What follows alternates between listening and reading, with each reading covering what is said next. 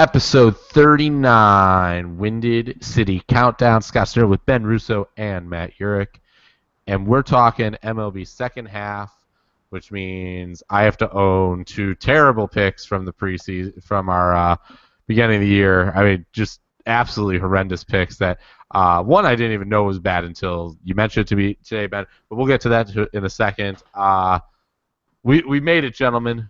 We're at the second half. I mean, we're more than halfway through the season now. The Cubs have played 88 games, so more than half the season is gone, and it felt not good there for a little bit. We're not going to go to Ben first. We're not going to let Ben talk yet. We had a lot of there's some group therapy, Matt. Would you agree with Ben over the last couple weeks? Yeah, a little bit. I mean, it was understandable. Frustration was okay. I'm not wasn't at the same level as Ben, but that's okay. It happens. We talk in calm voices now to ease the pain. Everybody relax. It's okay. Woosah. Do what you got to do. But it's certainly frustrating. I mean, they were. I think they lie somewhere in between what they were when they started the year and where they are right now.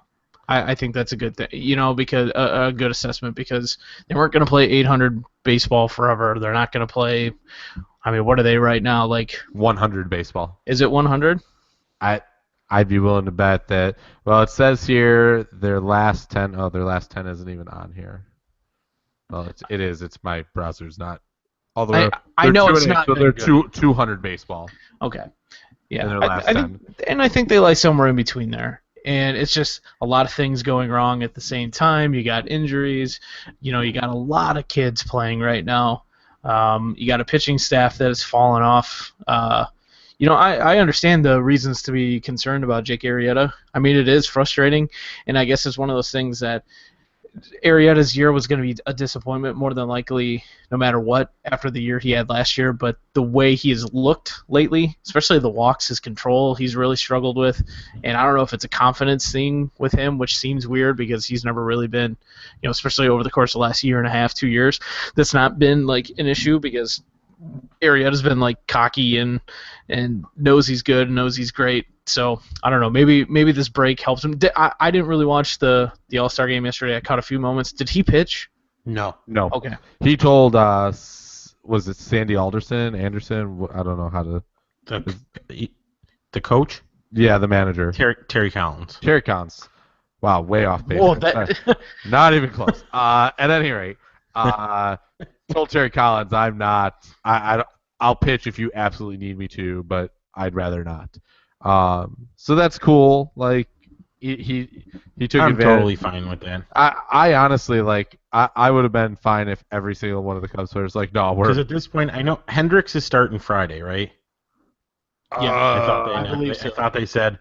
So are they throwing Arrieta then Saturday, or is he? Are they just going back in line? I am pulling it up right now. Because now I feel like I saw something that said he's not pitching until Monday against the Mets. He was going to get like 10 total days off. Yeah, so Hendricks, Hamill, Lackey, Arrieta, Lester. So yeah, I think that's fine. That's perfect. So the Cubs are in a really weird spot here in the fact that they're essentially pitching 5-1. Their fifth pitcher, they're going to work backwards, which for us puts us on deck for John Lackey, it looks like, for the game that we're going to. That's right. I'm okay with that. I've never seen him pitch, so I'm okay with that. It'll be my second time this year. Yeah, it's not Jason Hamill, so that's fine. Yeah, it'll be so Lackey. They have the 4 games against the White Sox. And they'll go Lester, Arrieta, Hamill, Lackey, and then Arrieta will pitch against Seattle, it looks like, and then Lester against Seattle, and then Hendricks, then Hamill, then Lackey. So, although a lot can change, they could always decide to do a Warren trade spot start. Yeah, trade could happen. Warren could spot start. So, Ben, I know you've been. I'm going to give you some time here. I know you've been harping on the pitching pretty bad, and with good reason. I mean, it even in the game they won going into the break, every time they took a lead, Pittsburgh was right there to take it back. And Pittsburgh, I mean, to their credit, for as bad as the Cubs have played over the last 2 weeks, the Pittsburgh Pirates have been world beaters the last 2 weeks. I think they're like 13 of 15, where the Cubs were like 2 out of 13 or 2 out of 15 or something like that. It was crazy. You've been tweeted out. Everybody thinks Dexter Fowler's going to come back and it's going to be better because, it's the hitting, but it hasn't been the hitting. It's been the pitching. So, Ben, now that they won that game, where is your concern level on a scale of 1 to 10? I'm still like a solid 7. Yeah, that's too high. I was a 10. I was probably an 11 or 12. Yeah, you were definitely the Spinal Tap. Because 11. I just, at the end of the day, and just to confirm some things that we talked about, I went back and listened to our original baseball preview, and I said the same thing. I said, I just don't know about this pitching, and we're getting to the point now where is Jason Hamill going to have that second half fall off, which he's had essentially the last 3 years? Mm-hmm. Who are you really trusting in this bullpen at this point? I mean, Hector Rondon, yeah.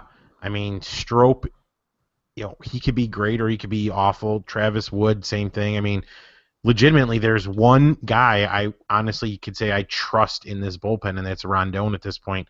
Carl Edwards has been a nice revelation so far. I mean, in 10 innings, 10.2 innings, so 10 and 2/3. He's got a 169 ERA, a .66 WHIP, almost 11 Ks per 9. So, he's a solid guy right now, but I don't feel comfortable unless you're adding multiple arms to this bullpen, because I understand that, bullpens are what they are. I mean, everybody needs bullpen help. Bullpen pitchers are essentially just, you find a guy and you ride him on this hot streak, but where are these guys coming from? That's my problem. I mean, Joe Nathan's coming. Okay, that's one. Brian Mattis is coming. That's. I wonder if they view him as a. I think they have him bullpen starting guy. right now. Yeah, though, don't they? Yeah, I think so. I know he got moved up to AAA too as well. So both him and Nathan are going to start after this break ends. Because I think AAA or minor leagues in their break. I think your hope is that you get these guys back, or into the big leagues here within the next week or 10 days, so See that what way you you have, at least have something before the deadline, so you really know. But at the same time, we've already seen the trades are starting. So if these, if Andrew Miller and Chapman are on the board, and you're waiting to see if Joe Nathan and some other scrub from Baltimore, pans out, like, are you going to lose these guys? I mean, we saw right before the All-Star game, Boston went out and got Ziegler from Arizona for not even 2 top 30 prospects in the organization. I mean, to me, that's a miss. Like, that's a guy you should have went to get. That's a guy who could close. That's a good setup guy, to Rondon. I mean, at this point, you have so many prospects. They're all not going to make it. Like, we have to understand that. And I understand the plan is to have continued success, but let's not forget that this entire starting lineup, of the players that are truly the difference makers, I mean, all but 1 or 2 of them are, 26 or younger. So, I mean, these guys who are in the minors, like Heimer Candelario, like, that guy's not going to be on the big league team. There's no place for him to play because he's blocked by Chris Bryant. He's blocked by Javi Baez at third base. Like, where is he going to come up? Where is he going to play? Like, these are guys that you should be moving to fill these holes and make the run for the championship. And here's my thing. So I'll ask you guys this, and like a perfect example is that Eloy Jimenez, I don't know if I'm saying his first name right. He had that incredible game in the Futures game the other day. Hits a home run. He had a like great catch out in the outfield and stuff. I think he's 18, 19 years old, whatever that is. Is he a guy that I'm sure he's probably top 5 in the system right now, I would guess? No, I don't even know if he was top 10. Oh, really? Okay, see, I thought he was higher than that. I mean, is he, there's still that fine line, I think, that you don't want to hang on to guys just because, I think we've learned over the years with the Cubs, and I know it's a different system now, but like look at a guy like Brett Jackson, who was touted for all these years, and then he comes up and he's garbage when you could have maybe dealt him for something else. I mean, I feel like it's tough for me because I don't want to give up on a guy like Kyle Schwarber, but if he nets you something pretty damn spectacular in return, I'd do it. But to me, like Andrew Miller, no way am I giving up Schwarber for him. Like the fact that the Yankees think they could get that much for Andrew Miller, I think is absurd. All right, so at the beginning of March, Baseball Prospectus had this for the top 10 for the Cubs. Gleyber Torres, he's a shortstop. Wilson Contreras, who's now in the big leagues. So, I mean, he still technically stays on that list, but he's, I mean, for all intents and purposes, not anymore. Ian Happ, Billy McKinney, Eddie Julio Martinez, Dylan Cease, Albert Almora, who's now up, so that's another guy in this top 10. Dwayne Underwood, Eloy Jimenez was 9th, so technically he's 7th now.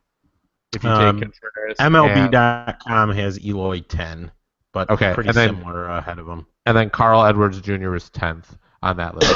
So looking at all that, I mean, at some point, I think you're absolutely right, Ben. There has to be this, and same to you, Matt. Like you got to move something to get something. But it goes to what is Theo Epstein's philosophy on bullpen arms, right? Is it? Yeah, because has he ever really gone after a bullpen arm? No. So my understanding of Theo's idea on bullpen arms, and it's the same as Billy Bean's is similar, is guys that pitch in the bullpen are in the bullpen because they were inconsistent as starters. They don't have the, they're not quite as good.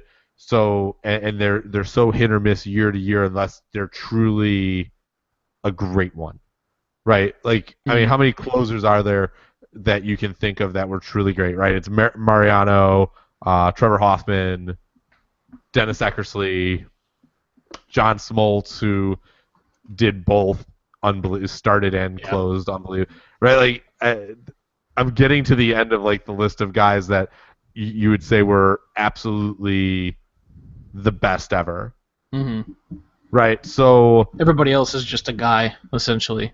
Yeah, like you have bad, you have guys, you have good, and then you have greats, and there's just in terms of closing out games, there's just not great players, right? Like even from the Yankees, Aroldis Chapman, like a lot of people are just wondering when somebody might actually just put him in as a starter, right? Like he's still projected as a starter, is my understanding from from the start. And well, the problem is what you'd be losing then, and this is where the big difference comes in with bullpen, and this is why you see a lot of failed starters become relievers, is because a starter can't go out there. Very few, I should say. I can really only think of one at this point in the majors. They can't go out there and throw 103 miles an hour for 100, 110 pitches. Like that's not sustainable. But if you can do it for Syndergaard. Interesting. You're just talking currently. I'm right? talking Not throwing 100 miles an hour. Yeah, I'm talking starter, like a major league starter that consistently will hit 100 miles an hour. The only guy that I can think of that did in like the last 10 years was Verlander. I don't remember Verlander ever getting that high. Verlander in one of his no hitters was throwing like 99 on the gun in the 9th inning of his no hitter. Yeah, maybe he hit 99, but there's no way that's consistent. I mean, Syndergaard will consistently throw 100 miles an hour. Like, but that's why you can't do. If Chapman were to become a starter, I think you're. I don't want to say limiting him. I think you're taking away the best. Necessarily going to be as effective because he's not going to be able to throw 103 miles an hour for 6, 7, 8, 9 innings consistently, and have it be sustainable. And that's why you see a lot of guys when you get these scouting reports from these guys that are drafted, and you see like their fastball ranges from 90 to 97, like. Because they say if he's a starter, he's probably going to throw 90 to 92. If he's a reliever, maybe he throws 95, 96, 97.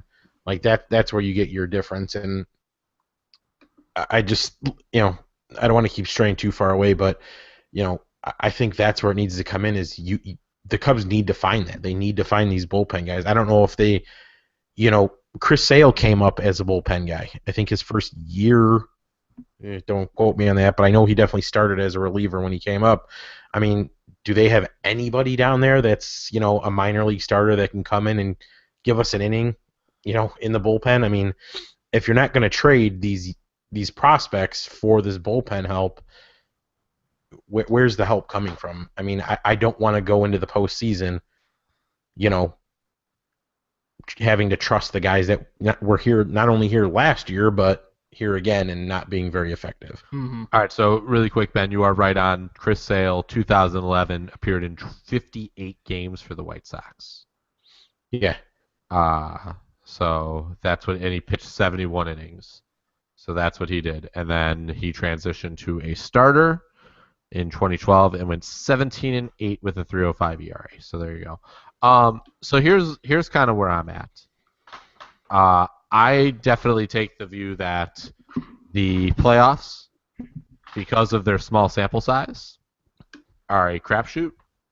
So you can go out and you could say, yes, we're going to trade the fucking world for Aroldis Chapman and Andrew Miller, and we're going to put those guys in the bullpen, and we're going for it.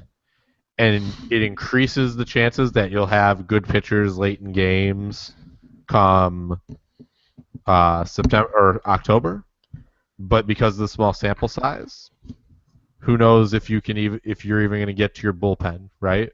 John Lester, we saw with Jake Arrieta last year, right? Arrieta was great, and then he was very good for, I mean, he did awesome against Pittsburgh. He was okay in that Cardinals game. He was good in game 2 against the Mets? Right, but ultimately, like, for all the talk of we need bullpen arms, the Mets didn't need their bullpen arms, and we didn't need ours in that series, right? So who knows? Who knows what's going to happen, right? And so for me, I hate trading anybody for a premium cost when there's no guarantee that you're even going to need that guy come October, or you get into October and it's a small sample size. But the Mets still used their closer and their 8th inning guy against the Cubs. Right, they did, but there was the first game 1 and 2 they needed kind of, I guess. I mean, again, here's the thing. Even if, let's say Arrieta gives you, let's say the playoffs come around, Arrieta gives you 8 innings. Okay, so you need to go to the bullpen. And you have Rondon, who I love. I mean, don't get me wrong. I think Rondon's a great closer. But if you have to lose, and again, I will be the first person to tell you I'm not trading Schwarber for Miller or Chapman. Not going to happen. Somebody floated the idea before, would you trade Schwarber for Miller and Chapman? So both of them. Mm-hmm. Well, it would get me to think I still wouldn't do it. Let's just, going back to my original point, if you can get Aroldis Chapman, I mean, you said it yourself. There's a handful of guys that you consider are elite closers who have consistently done it well. Chapman's got to be one of those guys. Yeah, no, and if I can get Chapman for 1 inning and it's a 1-0 game or a 2-1 game, I would be much more confident going to Aroldis Chapman than Hector Rondon or any other scrub that they pull out of that bullpen. I just don't want to see the Cubs give up a premium prospect for something that may not matter, right? Because the playoffs for me are a small sample size, and so you're talking about the guys that have the smallest amount of impact of the 27 outs. They're involved in the fewest amount of outs, and you're going to trade potentially something really, really good for something that could, in a small sample size, could be bad. And it's if the trade-off is Dan Vogelbach and Heimer Candelario is what I have to lose to replace Trevor Cahill with Aroldis Chapman. I hear exactly what you're saying. And, I'm making and the deal all day, every day. If it's that, that's fine. But my concern I mean, is those are premier prospects. That's Mhm. a top 10, and that's two top 15, 16 prospects in the Cubs organization. I mean, And the best part is the two of them are blocked, and Vogelbach probably can't play first base anyways. So I mean, Vogelbach is basically a DH if forced to be. he's an even less athletic Schwarber. Not if exactly the that's same possible. bat. Not exactly the same bat, but I mean the kid's got pop, he's got power, he's been in the system for 3-4 years now, so So, just an interesting side question with all this. Is there any thought for the Cubs? Like, is there any concern with any of these guys for the Cubs that the NL really does get the DH in the next 2 years and I think unlock that's why they're not moving Schwarber. because that they think that could really happen? Yeah, I mean that's the dream situation. I think they view Schwarber as their left fielder, and if the DH comes around, you have the DH. I mean, I told you guys before. I said it in our text message. I mean, with Contreras and Schwarber, if they truly want Schwarber to catch, I mean, that's a perfect situation. I mean, you have Contreras and you have Schwarber, and they can flip flop between catcher and left field, next year or moving forward to not only save the knees but also keep both of those bats in that lineup. Yep. So at this point, Matt, so Ben's now at a 7 for concern. And so let me get some And clarification. let me just say, what is your concern? my concern isn't and has never been that they're not going to make the playoffs. Okay. I think the playoffs are a lock. I mean, to me at this point is I just don't want either one. I want nothing to do with that stupid one-game playoff or the wild card game. Right. And I don't want it to be what it was last year, where it was just like you had every opportunity to do it, and they couldn't manufacture runs because they still have that problem. Somehow we added Zobrist and Hayward, who were supposed to fix that, and they still stink with it. But I don't want that situation again. I mean, if we're gonna get beat, we're gonna get beat. I mean, if we lose to a better team, we lose to a better team. But I don't want it to be something as stupid as we couldn't get a goddamn runner in with a runner on third with nobody out. We couldn't get that guy in, or we have a 2 or 3 run lead in the 8th inning, and here comes Trevor Cahill or some other dickhead and gives up, walks the bases loaded and then gives up a grand slam. Like, that's what I don't want to have happen. Yeah. Matt, where's your concern? probably like a 4, 5 maybe. I mean, my biggest issue right now is, like, to Ben's point, their inability to manufacture runs has been very frustrating. They've sort of lived and died off that home run a ton. And, like, for me, I've been, the bullpen's scary.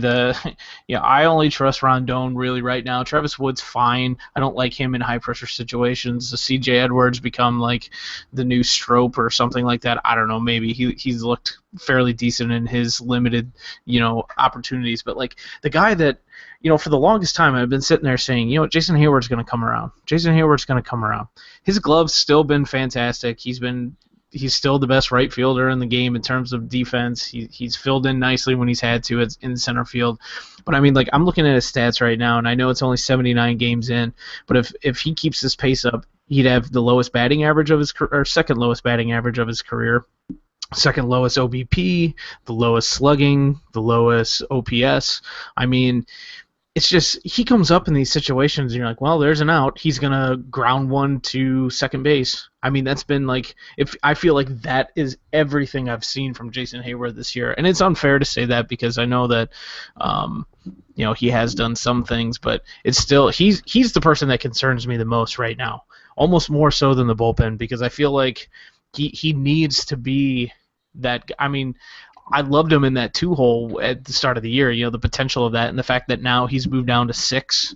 Yeah, I don't know if he even moved down. And he's been hitting better. He has been, and I will say he has been. Average like 12 points. Mm-hmm.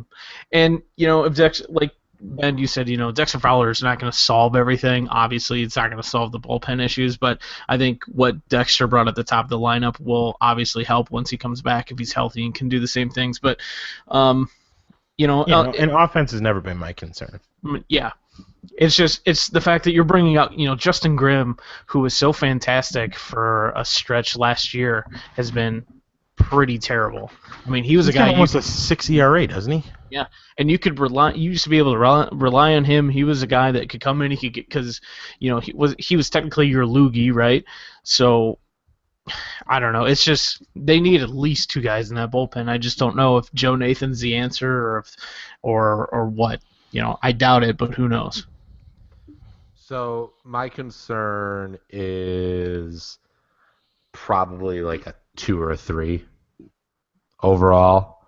I think Hayward is really. I think he is going to come around. I think that'll happen.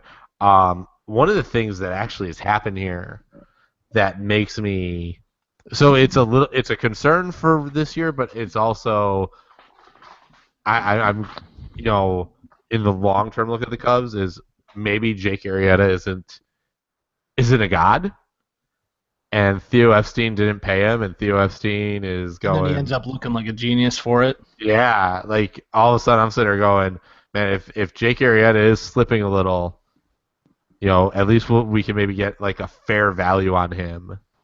They're not trading him. No, I don't mean to trade. I mean in terms of what we'll have to pay him. And I know there's no salary cap, but it's still, what Jake Arrieta wanted. It was like, I mean, I'm fine with giving Arrieta Lester plus, similar to Lester, a little bit more obviously. Yeah. But he wants that Zach Greinke plus money, which not happening. No. Greinke's earned that over the course of Arrieta very well seasons. might get it from somebody else, but he's not. I just don't see the Cubs giving it to him. Mm-hmm. No, I don't think so. Some of that situational hitting is a little bit of a concern for me, but again, I mean, it comes down to where are the Cubs going to do it when it's October? Because that's all that really matters. Mm-hmm. And the sample sizes are small there, so everything you've done up to that point doesn't really mean squat. Because Daniel Murphy last year, as we all know, was an okay player all year, and then hit like 800 home runs in the National League playoffs. And has continued, yeah. He has carried it. He's been amazing. I mean, he really has. He has, but if you were gonna tell me, hey, Daniel Murphy's gonna hit 9 home runs or whatever he ended up hitting, I'd have been like, yeah, kiss my ass. Like, I just said, I've been like, who the fuck is Daniel Murphy? I mean, that's what it would have been for me. I would have thought of former outfielder David Murphy first. Yeah, if I had to list my wish list for the Cubs at the trade deadline, it's relief pitcher, starting pitcher, and an outfielder. I don't want to have to bank on. I know everybody loves him. He's definitely fallen out of flavor for me, but I don't want to bank on Soler. I don't want to bank on Chris Coughlin. I don't want to bank on Albert Almora. I'd love to get another outfielder in here, just because, specifically a left-handed hitter would be great. What do you? Bring me Josh Reddick. Is Soler tradable at this point?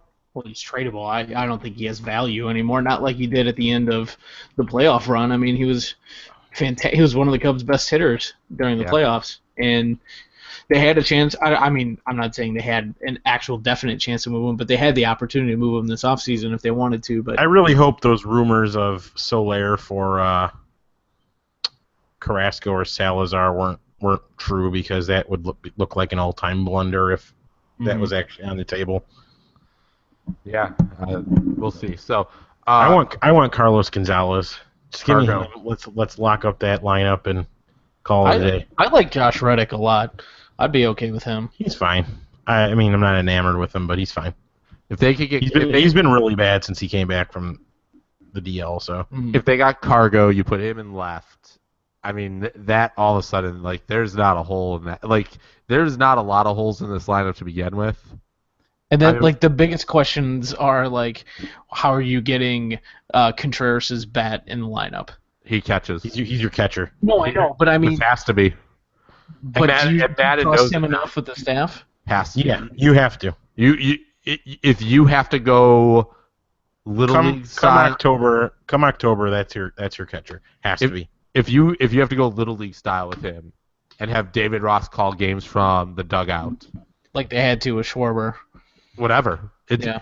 His bat is too valuable, and Montero's is just so bad right now. Yeah. He got terrible quickly. Yeah, and I hate saying that because I like Miggy. I do. He seems like a fun player, and If he doesn't turn he's it a around, fun, I could see likable him guy. either having a season-long injury or, I hate to say it, but I mean he's a candidate to be DFA'd. I mean, how long can you carry that? Mm-hmm. Well, you got a lot of dollars left on that deal, I'm pretty sure. So. Yeah. I mean, they did the same thing with Ejax, though. They paid that money to make him go bye-bye. So. Yeah, but Ejax was really, really bad. So was Montero. It was never good, though. Ejax was bad and was never good. Montero has been... Who cares what he was? It's what he is moving forward. Right, but because he was good, there will be that hope that he could be good again. Whereas with Ejax, it was this guy has just been a disaster the entire time, and that But where do you go? I mean, Ross has to come back soon. Ooh, man, Montero's hitting 201. Yeah, holy smokes! And he's been terrible defensively. Yeah, it's not good. 5 home runs, 20 RBI, 48 total bases. Ugh, gross. I mean, when Ross comes back, I mean, what do you do? Who goes down? Wilson Contreras already has as many home runs as 4 RBIs away, and 2 total bases short of Montero. In 2.5 weeks. In half the games. Yeah. My goodness. Coughlin, does he go down? He's already on the DL. Oh, he is. They did DL him. That's right. God, I just don't even know where you go here. I don't know. I think it's got to be a catcher, but that's why I think you get some sort of mysterious injury. Although he's probably been playing injured anyway, so. Yeah, you would think. Yeah, I don't know. You have Fowler coming back too, so I mean that's probably Almora. I mean you got what's his name, that Kawasaki. I mean I'm sure he'll go. But... Yeah, he'll be down. I don't know who else. Yeah, you're running out of spots, and unfortunately Albert Almora has to go, and which is a shame for as well as he's played. But it's just I think he understands that too. So. Well, we did 30 minutes on the Cubs here because we're Cubs fans and we're, we panic because we care. But now we're going to get into our second half preview and talk about where this all ends up. Where do the Cubs fit into this picture? I know we're a Chicago podcast. I know the White Sox are a thing. And I just none of us can speak to the White Sox like we can the Cubs, unfortunately. And maybe at some point we get somebody on here that can. Cousin Joey. Yeah, maybe we get the cousin on here one night. We have him. I just had a conversation with him about how he hates baseball now, so maybe not him. Well, it's not like he's busy with things in his life either. So yeah, I know. Little Willa, adorable kid, crazy adorable. Yeah, the Sox. I mean, they're 7 out now. I mean, from where they were, that's really bad. But 2.5 out of the wild card though. I think that's about right. Yeah. I mean, they're there, which is kind of where I expected them to be. Anyways, they're 4.5 out of the wild card. Yeah. Really? Yeah, Boston at 49 and 38, and then Toronto at 51 and 40. Oh, for some reason I thought they were closer. So, well, let's start in the AL. So, looking at the AL, your current division leaders are the Indians, Orioles, and the Rangers, with the Red Sox and Blue Jays ready to duke it out in a one-game playoff. The winner of that would get to take on the Texas Rangers. Who are falling off the map too, though. Mm-hmm. So, for as hot as they were. Yeah, it's to come out of the break. It's really are the Cubs or Rangers? Are they just going to find a way to split the first two and have a close third one? And Or is somebody going to keep going bad here? Um, so looking at those divisions, though, Baltimore holds a 2-game lead on Boston and Toronto. So let's start there. Matt, you predicted. I had the Red Sox. Me and you predicted the Red Sox. Ben had the Yankees. That is the one Ben is most disappointed with at this point. Where does this division go?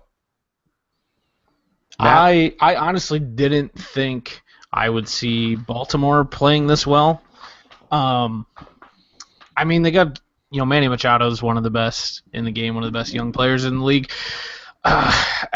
There's something about Boston. I always feel like they're still good enough to win that division, but I'll sit right now. I will take my pick off the board of the Boston Red Sox and go with the Baltimore Orioles.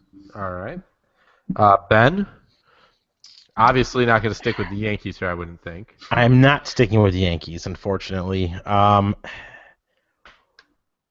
I really want to go with the Orioles, but I think the Red Sox are just way too loaded offensively, both in the majors and in their system, that if there is a pitcher available, I'm going to say this kind of with an asterisk like I did before. If there is a legit pitcher available at the deadline, which I don't know if there is, I see the Red Sox getting them. And I think they edge this thing out. I think offensively they're better than everybody else, and I think their pitching can only get better, especially the disappointing start by David Price. So I will go with the Red Sox. But, man, I really want to pick the Blue Jays, but I just don't think I can. Yeah, I'm gonna do that. Yeah. Yeah, I'm gonna jump right in there, and we're all gonna change. Ben's going to change to what Matt and I had. Matt's going to change to Baltimore, and I'm going to go with the Blue Jays. Yeah, I really like – I mean, I had the Blue Jays as a wild card team anyway, but, man, again, you talk about a team that for how good they are, they're still probably not even, hitting where they could be. I mean, you look at you got Josh Donaldson, you got Encarnacion, you still got Batista, but, I mean, Tulowitzki's been awful. And, I mean, if they can get him hot, if their pitching can at least maintain, I mean, they have a legit 1-2. If somebody else steps up, I mean, they're right there. Yeah, I don't blame you for picking the Blue Jays. My whole thing is going to be based on if I think Boston adds a pitcher, and if they can get a solid 1-2 punch going and then get anything from the rest of that team, I think they take it. But I don't blame you for going the Blue Jays. Matt, are you writing these down for us? Hold on. The new prediction. That's a no. Yeah, I will. All right, good. I mean, Tulo's hitting 239. Yeah. I mean, this is a guy who consistently hits 320, 330. Yeah. All right, so where are we at here? I'm with Baltimore. You took Baltimore. Ben has moved to Boston. I moved to Toronto. Okay. Got it. The AL Central. We all picked the Indians. We're all looking real good there right now. Anybody want to change on that? No, I'm good. That team's just rolling right now. They're good. Yeah, they've lost, 2 games since the Cavs won the title? And that starting staff is unbelievable. Yeah. The bullpen's getting better offensively. I don't know how they're doing it, but they're doing it offensively. So. Oh, they lost a bunch right before the break, but they had like a stretch there where they were not losing games. Is there any reason that the Tigers or Royals or White Sox catch them? Yeah, I mean, I think you could make an argument for all of them, but I just don't think it's going to happen. Honestly, a quick argument for each. I mean, the White Sox, you still have Sale, you have Quintana. Shields is getting better. If Rondon can figure it out, Miguel Gonzalez at this point has to be one of the better fifth starters in baseball for the knock we give them. If they get any production, any improved production from Frazier, Abreu, remember they have the guy we all laughed about, Justin Morneau, will be coming back here. I would imagine sometime close to the end of the month, early August. I mean, you can laugh all you want, but if they're right there, and essentially their offense has been dog shit. So if they can turn that around, they're right there. The Royals, have the St. Louis. I'm assuming it's now Missouri Voodoo Magic, because the Cardinals have it and the Royals somehow get it, and the Tigers. If that lineup is unbelievable, and I think who's the guy? Is it JD Martinez that's out right now for a while? I think he broke his hand or his wrist or something like that. So I mean, you still have him coming back. So I think anybody can, but the Indians, man, They look good. yeah, that's a solid ball club. All right, let's move over to the AL West here, and I'm gonna take my lump here. My first of two here. I took the Angels, and Ben was nice enough to really talk up for me, like, hey, they've had a lot of injuries. Interestingly enough, for a 37-52 team, only a minus 20 run differential. Yeah, they can score. Yeah, they're different. Their run difference with the Texas Rangers, 36 runs, and they're 16 and a half games worse. Like that's not how this works. You know what I mean? Like that's not how it works, and that's where the Angels are. I'm pulling it up right now. If you go to their expected win-loss, which is just I would say it would be like 43, 42. Okay. So right now the Rangers and 42 would put them 6 out of the wild card. Yeah. So looking at the standings, the Rangers, based on expected, should be 7 games worse. The Astros are right where they should be. The Mariners should be 5 better. The A's should be 1 worse, and the Angels should be 5 better. The Mariners should be in first place. The Astros in second. The Rangers in third. I mean, it's crazy, but that's what it is. You guys both took the Astros. Are you guys, Matt, you going to stick with the Astros? This is tough, only because, Texas hasn't been playing that terrific as of late. They're still a team that, they got some good hitters in that lineup, but man, I didn't realize that Prince Fielder is this terrible now. That he's batting like a -2 WAR, something like that. I'm not sure what his WAR is, but he's only batting .216 with 8 home runs. He has 44 RBIs, which is beyond me. But remember that Prince Fielder for Ian Kinsler trade? Yeah. And Ian Kinsler's like unbelievable now. Yeah. And it's like I'm looking through their lineup. Elvis Andrus is having a nice solid year. He's batting close to 300. Ian Desmond's lights out. Mm-hmm. Desmond's batting 322. Beltre's still defying time at 37 years old, batting 281 with 12 home runs, 55 RBI. So they got to line up with some pop and stuff. But other than Cole Hamels and Nick Martinez has been a nice pitcher for them. I don't know. Do you really trust the rest of that pitching staff? Colby Lewis is old. No. Derek Holland is pretty awful this year. Darvish is coming back Saturday. Yeah. Is he? Oh, so he'll be at Wrigley. Yep. Oh, interesting. I guess that could help. And so I'll just go back to it. I'm just going to sit here and say that I'll take Texas here only because Houston, I don't know, because of the way they started so slowly, I'm not sure they can sustain how well they've played as of late. So I'm gonna move and switch over to the Texas Rangers. Sorry, I lost my pen. Ben, what are you gonna do? Oh, I am sticking with those Houston Astros. Easily my favorite team in the American League. I'm going to join you. Easily my favorite team in the American League.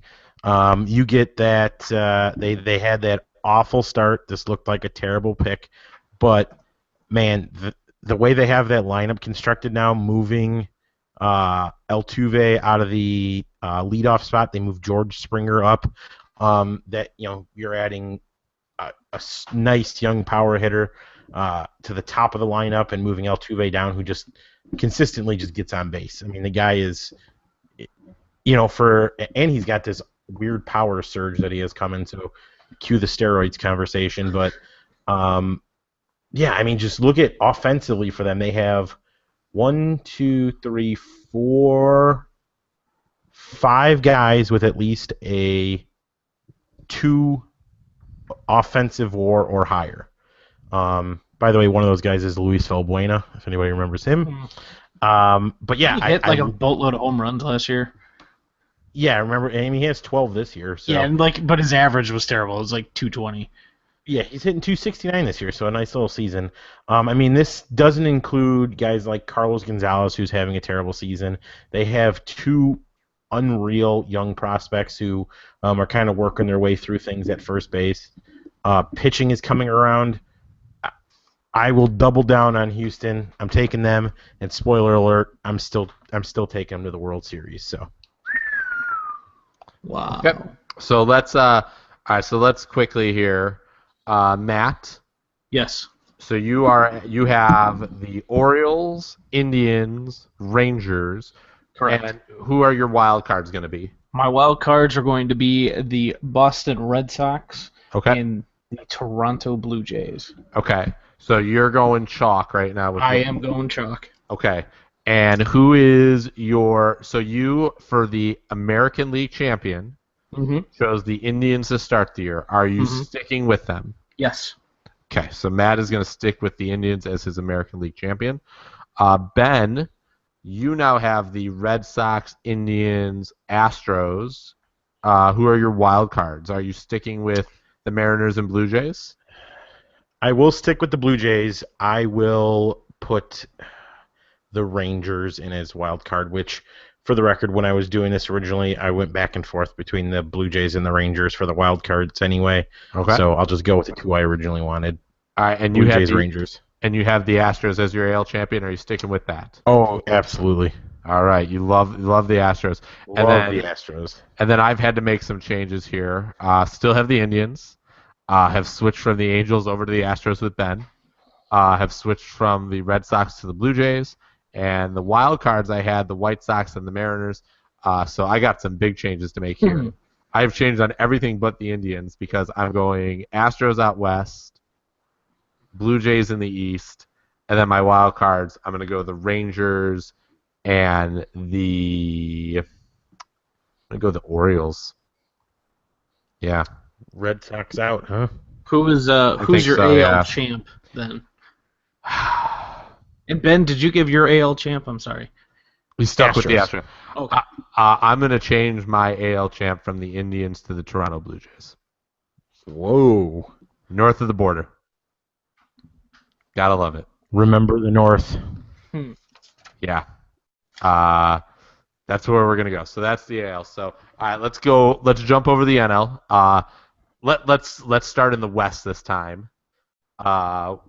Because I have another one that I need to. Well, I'm sad. Not really. I mean, not yet. No, I mean the wild card was I picked the Diamondbacks as a wild card team. Yeah. That was terrible. That's not working out real well. No, that's bad. So the Giants have a sizable lead in that division, 6.5 games. The Dodgers, I mean, they're playing well, but still 6.5 back. And that's it. I mean, that's what the division is. It's Giants, Dodgers, and the Rockies, Padres, and Diamondbacks are terrible. Just a quick hat tip to me, though. Although I don't have them in exact order, I believe I have all 5 teams that are currently in. Let's see. Ben, you had the Cubs, Dodgers, Mets. Oh no, I'm sorry. Nationals, and Giants. The Cardinals are technically a wild card team. No, I messed that up. That's supposed to be the Dodgers. Oh no, there it is. Yeah. So yeah, I have all the teams. Yeah, because it's Cubs, Nationals, Giants, Dodgers, Mets. Technically, the Marlins are tied with the Mets, so I had to include them. But yeah, that Marlins team is doing some work there. Mm-hmm. So let's out west. Anybody, Ben? Are you going to change off the Dodgers there for the division? Yeah, win? I mean, I'll flip flop the Dodgers and Giants. I'll do Giants winning the division and Dodgers as the wild card. Yeah, I think that's. So, it goes back to, why I picked the Diamondbacks. Which I feel like a moron anyway because I picked the Giants to win the World Series. So why I didn't pick them to win their division?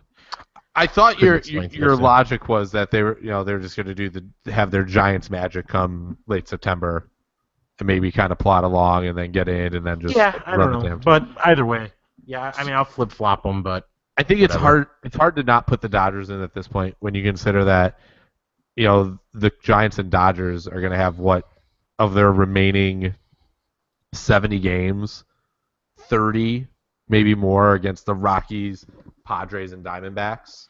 who are only going to get worse because they're going to start trading people. Right. Mhm. I mean, you would think, right? So, Matt, any thoughts on the West? No, I mean, to me, I'm sticking with San Francisco. I think they're just that pitching staff solid. Johnny Cueto. I mean, I don't see the Dodgers catching them. So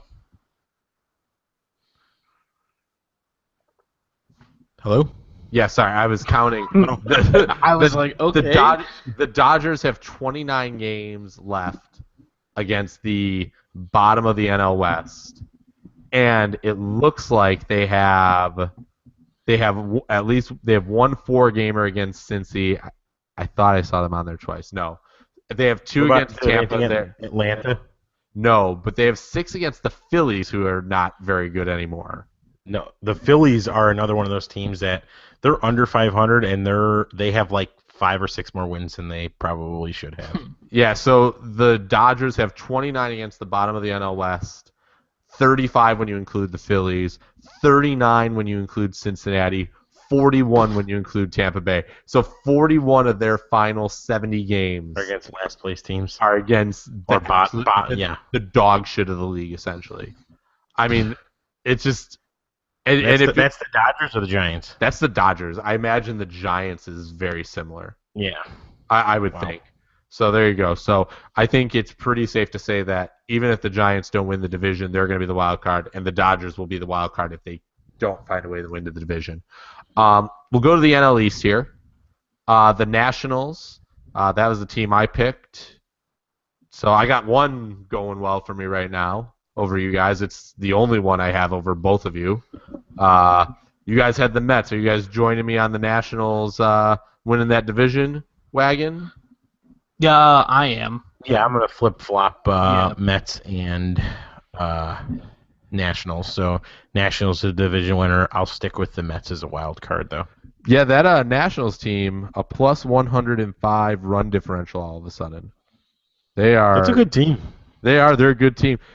Does Dusty Baker really matter come postseason? Like, is he going to do his Dusty Baker bad magic on them? Is that a thing that's going to happen here?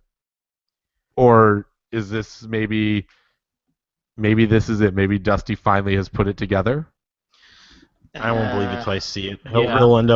He'll end up like throwing Strasburg like 140 pitches one game or something like that. And then he'll have Strasburg start the next game. Yeah, Strasburg will come out of the pen in the next game or something in like the 7th inning. He'll find a way to fuck it up somehow. Yeah, the Nationals look pretty firm there. The thing with the Nationals too is they've been on this hot streak and their best player has not been very good. Bryce Harper. Bryce Harper's been struggling like you wouldn't believe. Mm-hmm. I mean, if he gets hot again, that's... It looked like the NL MVP was wrapped up in the first month and a half, and Chris Bryant has kind of quietly put himself right in there. Oh yeah, I mean at this point, it's got to be Rizzo or Bryant, I would think, right? Bryant. It's not Rizzo, I don't think. Well, the way that Rizzo's been hitting lately, yeah. I mean, he's been Rizzo's almost damn back good. up to 300. Mm-hmm. Yeah, but I He think had that weird slump too, where he did not play well at all, and then now, I mean, he's had a really good last, 2 weeks. so. I mean, traditional stats: Bryant third in RBIs, first in home runs. He's not on the average list, but I mean in the top 5 at least. Rizzo, yeah, he's up to 18th, 299 for Rizzo. Pretty good stuff there. Bryant is 286. I don't know. I would think it's Bryant at this point. I think. Yeah, Bryant, I mean it's a Bryant's good argument to have, but I think at this point it's one of those two, and then. Wow, Rizzo's a 4.1 WAR. I didn't even realize they were 1-2. Mm-hmm. Oh man, how about it? Yeah, Bryant's third in baseball. He's at a 5. According to Fangraphs, he's at a 5. Trout's at a 5.5. Donaldson's at a 5.4. Wow. Yeah, Fangraphs has Rizzo at a 3.5 WAR. Okay. So the big question here, and then just quickly on the Central, Cubs, yes, we're all still believing that's... Yeah. All right, so now the big question becomes the second NL wild card. Because we're all in agreement that the first NL wild card is, or maybe not even first, but one of the two NL wild cards is the Dodgers or the Giants.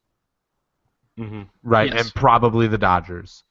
So who's the second NL wild card? Because it's a 4-team race. It's the Mets, Marlins, Cardinals, and Pirates. So, Ben, who's your second NL wild card? I am going to stick with the Mets. I say this with zero confidence. Especially with Harvey's hurt. Yeah, but Harvey's been bad all year, so I mean, They're not really missing much with him being hurt. Yeah, I think. And there were those reports with Syndergaard. And you still have. Remember, you have Zach Wheeler coming back soon, hopefully soon. But I mean, I think pitching is enough there. If they could find hitting, I mean, they're so goddamn cheap, so I don't see them going out and trading for anybody again. But if they could find offense again, I think they'll be right there. I mean, Jesus Christ, they only have scored 335 runs. The New York Post says they have a headline that's the Mets are trying to rescue Syndergaard's dead arm. Mm-hmm. Yeah, I saw that. You never, ever want like dead arm associated with you as a pitcher. Whatever. They said that about Lester last year, and he was pretty damn good. So, I'll stick with the Mets. I don't have much confidence. I'll say this: if I wasn't going to take the Mets, I would probably take the Pirates. But okay. Let's do that, Ben. You're ranking 1 to 4 of those 4 teams. I would say Mets, Pirates, Marlins, Cardinals. Okay. Matthew? Oh, you want my full rankings then? Yeah, go 4. All right, I'm going a little off the rails. I'm going Marlins. Wow. Yeah. They're young. Just because Giancarlo Stanton hit 61 home runs in the home run derby, isn't it? Yeah. It's outrageous. Yeah, and they got Ichiro, man. Trying to get him a title. Tearing it up. He's batting .335. The steroid D Gordon coming back soon. Mm-hmm. Yeah. So I'm gonna put Marlins 1. I think I'm gonna put Pirates 2, Mets 3, and then Cardinals 4. I'm gonna go Pirates 1, Mets 2, or no, I'm sorry, Pirates 1, Marlins 2, Cardinals 3, Mets 4. I think Syndergaard's arm, I think that's a real thing, and I don't trust anything with the Mets. They just seem to always do something very Metsy with this shit. Like make the World Series. So Metsy. They do. No, they do. They make the World Series, and then like they just kind of seem to like when they're supposed to be really good, they kind of we're not going to be very good, and then we're out of nowhere they do well and stuff. I think the Mets. It's just they're going to mismanage some of this shit, and it's going to be bad for them, and that'll be that. So I'm going. I think the Pirates, and then the Marlins, Cardinals, Mets is where it's going to go. And I am fearful of the Cardinals. I'm not going to lie. They just don't want to die. Why don't they want to die? Why won't they die? Because Gene I wish Schwartz I could answer that for you. God, I thought we were ready to. I thought we burned them to the ground and pissed on the ashes. So that means Matt, your National League representative and World Series champion, you now have out of the playoffs. Playoffs, I do. Wow. Going bold here, fellas. Bold draws ratings. All right, so Ben, who is your NL representative to take on the Astros? Come on, man. It's the Giants. You sticking with it? Sticking with the Giants. You don't think the Cubs are going to do it? Until they make some moves and show me something else. I mean, I don't trust the bullpen. And it's not that the Giants have a good bullpen either. I think they have better starting pitching. Okay. Matt, who's replacing the Mets for you? Giants. Okay. And you got Giants. We all know you're sticking with the Cubs, Scott. So. You know it. I'm sticking with the Cubs. So Ben, who's your World Series champion? Giants. Giants over the Astros. Matt, who's your World Series champion? This is tough. I think I'm going. Are you going to believe land? Can they do it? Can they really do it? Can Cleveland all of a sudden come Just up from the becomes ashes and become the sports mecca? You know, the Title sports town. mecca, Titletown, USA, in beautiful, luxurious Cleveland. You know what? It's every other year. It's an even year, so I'm going with the Giants. Okay. I'm gonna stick with the Cubs. Of course you are. I'm gonna have my, I'm just gonna put it all out there and let my heart get broken potentially, and feel terrible about it. So, all right. So there it is. That's our second half. Let's go to finish this up. Let's wrap this up with one bold prediction that could be really crazy. Be it a trade, be it a player, something that would be really off the radar. Okay, I'll go with mine first. Yeah. Oh God, Very, no idea. very homery. Cubs are going to make it to the World Series, and Kyle Schwarber is going to be your designated hitter in that beautiful Cleveland ballpark that used to be the Jake, and I can't think of what it's called now. Progressive Field, is that what they are? I don't even know if it's that anymore. Whatever. Yeah. But that's my bold prediction. Kyle Schwarber is going to defeat the odds, come back. He's going to rake in the World Series. He's going to hit 9 home runs and probably in the bet, World Series, yeah, he's gonna hit 9. and probably bet like 700. Awesome. That one was for you, Scott. I appreciate that because you say that, and I looked up what the recovery time from an ACL injury is, and it can be 6 months. He could hypothetically be there, but I highly Even doubt though the Cubs Cubs would are push it. that he's not gonna play until spring training. So I know. I just That or they're Just playing don't the do game. this, Scott. Scott, don't do this to yourself. I'm just telling you right now. no. Do you have a Because bold? now you know Scott's gonna turn this off. He's gonna go upstairs and he's just gonna be thinking all night like, "What can Kyle Schwarber might come back for the World Series, man?" staring out I'm just staring out telling you the right now. window. Don't do it. Don't Ben, have that floating in the back of your head. Ben, what do you got? I don't know. I didn't know this was a question, so I didn't have any time to think about it. But I will say that I literally have no idea what I want to say. I don't know. So maybe this isn't that bold, but considering it hasn't happened, it's never happened. I think the National League will have a 3-way tie for the second wild card spot, Wow, that and is bold. there will be chaos. There will be chaos in trying to get that second wild card determined, and that's going to be absolute awesomeness. So that's my bold prediction is the NL wild card will be a 3-team heat, and you'll have to do like 3.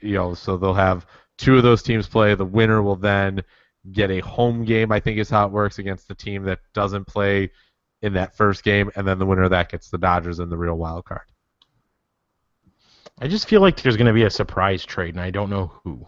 Like Okay. I'm trying to think of a player on like a shit team, or not even like a shit team, like a team that's like was like floating in mediocrity, and finally they do like what the White Sox did with that white flag trade, where they were right in contention. Like, it's not going to be the and that's the thing is I can't find a team that's like that because the Mariners aren't going to trade. The White Sox aren't unloading anybody. They're going to probably add. Mm-hmm. Tigers are right there. They're never going to be a seller.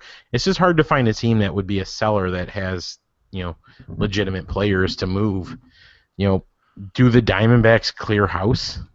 And, after that offseason they just had and start moving all these pieces, Shelby Miller and whoever the hell else they have.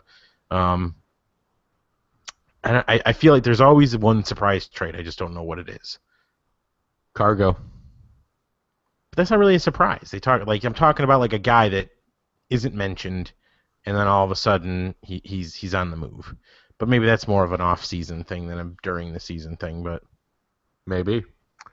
So it's going to be a really interesting end of the season, and we'll be here talking about it, and we'll have it mixed in throughout the our NFL talk, which is coming up in the next few weeks. But we're going to be off here for about 2 weeks. So we'll be back the 26th or something like that, I want to say. Or the 25th. We'll record Monday the 25th, and we'll see. I mean, we'll have almost 2 full weeks of baseball at that point to reflect on and say, hey, who's doing stuff, and that'll be trade deadline week, and we'll have a better idea of who's buying, who's selling.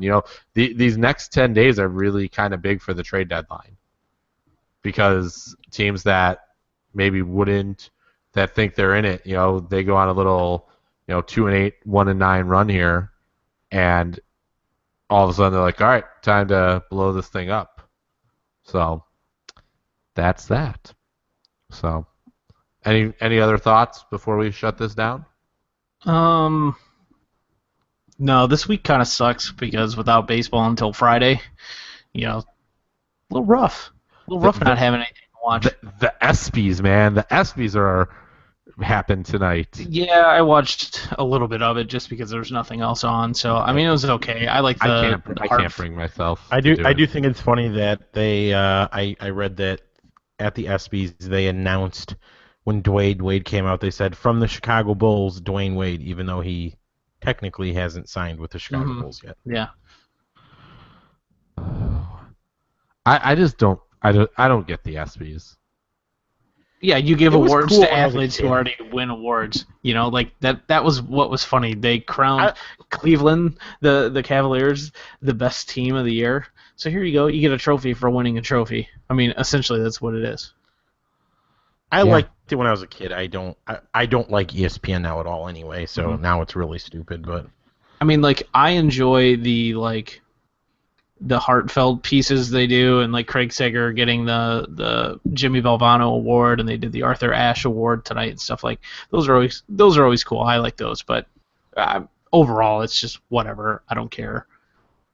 Yeah, they're really trying to make it something, and I'll be really interested tomorrow to see what number it gets in the ratings. I mean, not that they really care, but will it be higher or lower than the All-Star game? Ooh, All-Star game did an 8.7. Yeah, it'll probably be lower. Oh yeah, it'll be lower. Cable. Yeah. No, it's on ABC. It's on network. Yeah. Oh really? Yeah, it's on ABC tonight. I might go over. No, I doubt it. I'll go under. Because that's a good number. They were talking about that Major League Baseball's number is still good in terms of ratings for All-Star games. They get pretty good viewership. That's a decent take. But they were 2 points lower almost, weren't they? The Republican National Convention, over or under the 8.6 of the MLB All-Star game? Over, because people are going to want to watch that shit show. Did you say he's announcing his candidate or his vice president on Friday? Yeah. I really don't want to talk about this, but No, I don't either. It's not. This is not a political discussion, but the circus that surrounds it is interesting to say the very least. So, all right. Well, for Ben Russo and Matt Yurick, I'm Scott Sterno. Thanks for listening. Please be sure to subscribe in all the usual places. And as always, thanks for listening. Have a great rest of your week.